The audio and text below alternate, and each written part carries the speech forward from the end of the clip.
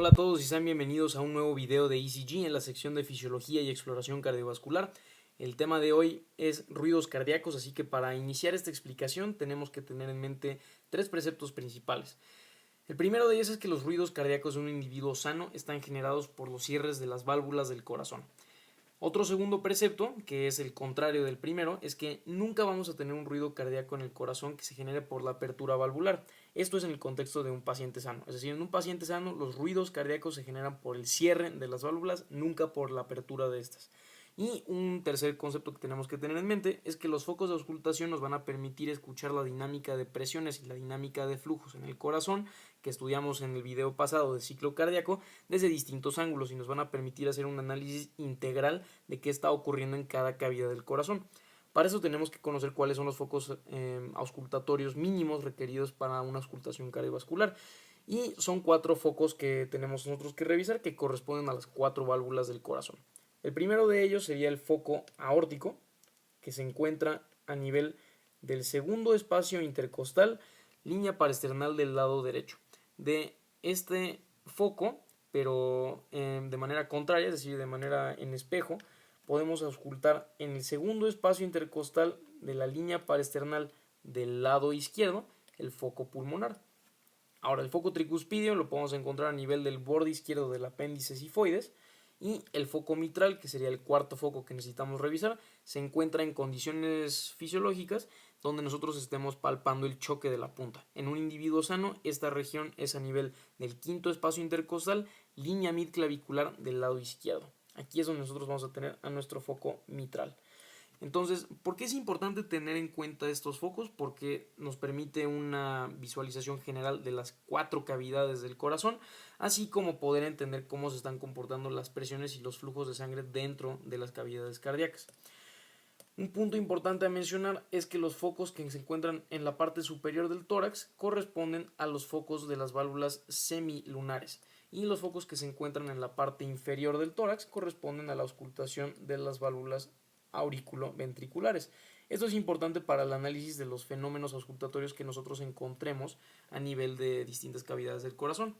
Finalmente existe un último foco que se conoce como foco aórtico accesorio, que es el foco de Erb. Este se encuentra a medio camino entre el foco pulmonar y el foco tricuspidio y nos permite escuchar de manera adecuada los efectos valvulares aórticos. Es decir, el foco aórtico nos va a permitir escuchar todo lo que sea referente al tracto de salida del ventrículo izquierdo, mientras que las afecciones valvulares se escucharán mejor en el foco aórtico accesorio o foco de Erb. Ahora, propiamente, para entender qué es lo que nosotros estamos auscultando, tenemos que tener en mente qué es lo que se escucha en un individuo sano. El dibujo que tenemos, estas líneas del lado derecho de la diapositiva, representa un fonocardiograma. Un fonocardiograma es la manera más estandarizada y la manera más objetiva de representar lo que nosotros estamos auscultando de manera visual y gráfica para representárselo a los demás individuos que estén explorando al paciente junto con nosotros. ¿Cómo se compone este esquema? Involucra lo que conocemos un ciclo cardíaco auscultatorio. Así como teníamos un ciclo cardíaco fisiológico, que fue el tema de la clase pasada, tenemos un ciclo cardíaco auscultatorio. Y este se divide y comprende desde un S1 hasta otro S1. Es decir, involucra todo lo que ocurre de un primer ruido cardíaco a otro primer ruido cardíaco. Y al igual que el ciclo cardíaco fisiológico, lo podemos dividir en sístole y en diástole respectivamente. ¿Qué es lo que nos va a hacer esta gran división? El S2, es decir, el segundo ruido cardíaco es lo que nos va a permitir dividir este ciclo entre la sístole y la diástole. De igual manera que el ciclo cardíaco fisiológico, tenemos nosotros unas subdivisiones que son muy sencillas, que simplemente es dividir el ciclo cardíaco en 6 partes y que tienen los mismos prefijos cada una. Entonces, en la sístole tenemos la protosístole, la mesosístole y la telesístole. Y en la diástole tenemos exactamente lo mismo. Tenemos la protodiástole, la mesodiástole y la telediástole. Esto simplemente nos ubica qué tan temprano en la sístole o qué tan temprano en la diástole estamos auscultando un evento cardiovascular. Y si se recuerdan lo que vimos en la clase de ciclo cardíaco pasada, mencionamos que todos los eventos mecánicos son correlacionados con la clínica en un paciente, y para esto sirven estas divisiones. Es decir, cada una de estas 6 divisiones del ciclo cardíaco auscultatorio va a corresponder con un evento del ciclo cardíaco mecánico que vimos la clase pasada. ¿Cuáles van a ser estos eventos? Bueno, pues tenemos que iniciar con el S1, con el primer ruido cardíaco. ¿Qué genera el primer ruido cardíaco? El cierre de las válvulas aurículo-ventriculares en el corazón. Estamos viendo nada más el corazón del lado izquierdo, pero en este caso sería la válvula mitral. ¿Y en qué momento tenemos un cierre de esta válvula? Justo cuando estamos teniendo nosotros un aumento de presión en el ventrículo izquierdo, tal que está superando la presión de la aurícula izquierda. Entonces, cuando mi presión aumenta en mi ventrículo y la presión en mi aurícula ahora es menor, vamos a tener un cierre pasivo de estas válvulas. Eso me va a generar el primer ruido cardíaco. Ahora, ¿qué eventos tenemos en el ciclo cardíaco de manera normal? Pues posterior al cierre de las válvulas auriculoventriculares tenemos la contracción isovolumétrica. La contracción isovolumétrica se va a encontrar representada en la protosístole. Entonces aquí tendríamos contracción isovolumétrica.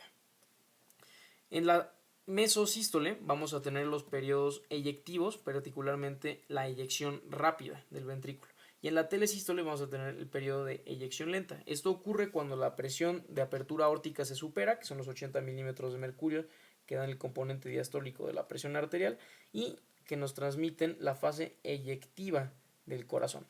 Entonces aquí vamos a tener nuestra eyección rápida y nuestra eyección lenta, respectivamente. Ahora, tenemos entonces en el ciclo cardíaco auscultatorio la presencia de un segundo ruido cardíaco, que recordemos que se genera por el cierre pasivo de las válvulas, pero ahora sigmoideas o semilunares.